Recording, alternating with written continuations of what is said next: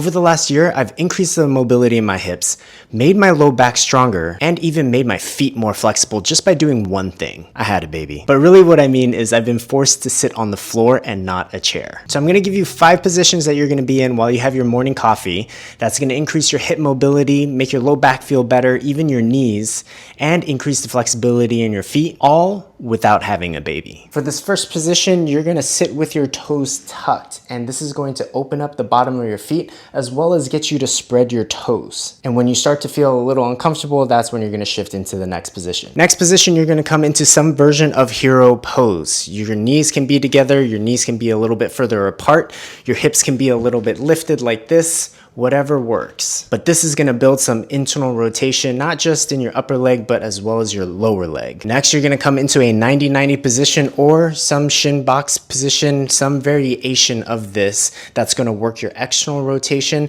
as well as your internal rotation for your hips. Then you're gonna come into a seated straddle, and it could be with knees bent, it could be with your legs a little bit closer together, it could be a little bit further apart. Maybe you could even play with leaning forward a little bit. Any of these variations are good. Just sit in a seated straddle. Last, you're gonna sit in a half Sukhasana position. Being in this position is great. It's asymmetrical. You can lean forward and do things, and when you lean forward and do things, it's gonna open up your inner thighs. And this is a good position to stand up from. All right, that's it. If you want a low barrier way of opening up your hips without having a baby, this is it. 5 moves.